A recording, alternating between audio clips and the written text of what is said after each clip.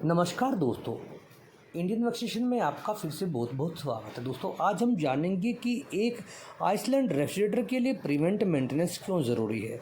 अभी आप ये एक गोदरेज कंपनी का GVR225 देख रहे हैं। आज हम इसकी प्रिवेंट मेंटेनेंस करेंगे और इसमें जो एक गंभीर समस्या है, यानी कि इसका जो तापमान है वो 5 डिग्री प्लस से ऊपर ही रहता है। इस वजह से कई वैक्सीनों के VVM ख़राब हो जाते हैं। आज हम इसकी टेम्परेचर रेंज को बढ़ाएंगे।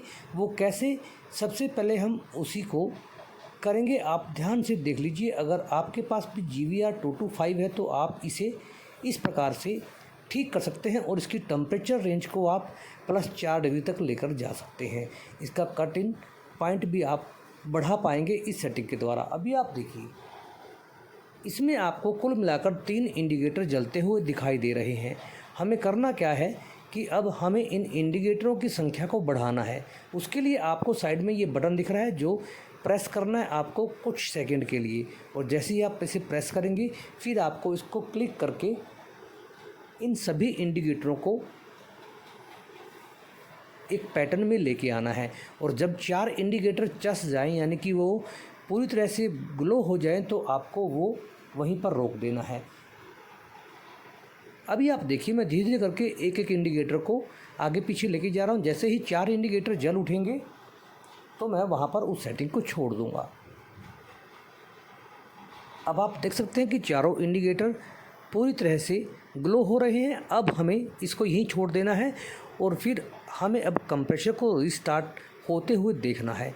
इसके बाद आपका जो ये GVR225 है दोस्तों, ये आपका +4 डिग्री सेंटीग्रेड तक आसानी से पहुंचेगा और इसका कटिंग पॉइंट भी कम हो जाएगा। यानी कि जो पहले 7 या 8 डिग्री पर जाकर स्टार्ट हो रहा था, अब वो 5 या 6 डिग्री पर जाकर स्टार्ट हो जाएगा। इसके बाद आपको ऐसे ही वायरिंग को कर देना है और इसे बंद कर देना है। और अब हम करेंगे इसकी प्रिवेंट मेंटेनेंस। अभी आपने इसका हाल देख ही लिया है, हर तरफ मिट्टी है।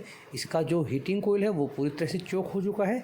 इस वजह से भी आपके IRR की जो कूलिंग है वो कम हो जाती है। इसलिए आपको ये सेटिंग करने से पहले इसकी प्रिवेंट मेंटेनेंस कर लेनी चाहिए और उसके बाद इसकी परफॉर्मेंस चेक करने के बाद ही आप इस सेटिंग को करें, अन्यथा इसे इग्नोर कर दें।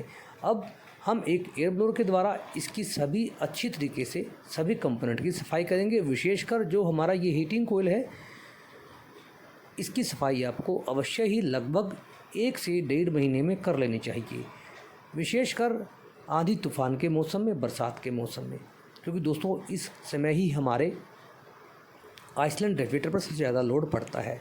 और अब देखिए कितनी धूल और मिट्टी इसमें से निकल रही है। ये ज़रूरी होता है। प्रिवेंट मेंटेनेंस आपको हर आइसलैंड रेफ्रिजरेटर हो या फिर डीप फ्रीजर हो, उसकी समय समय पर करते रहना चाहिए। लगभग 1 महीने में आपको एक कोल्ड चेन पॉइंट पर विजिट करना ही होगा, जिससे कि आपके सभी उपकरण बिल्कुल बिना लोड के, यानी कि बिना किसी ज़्यादा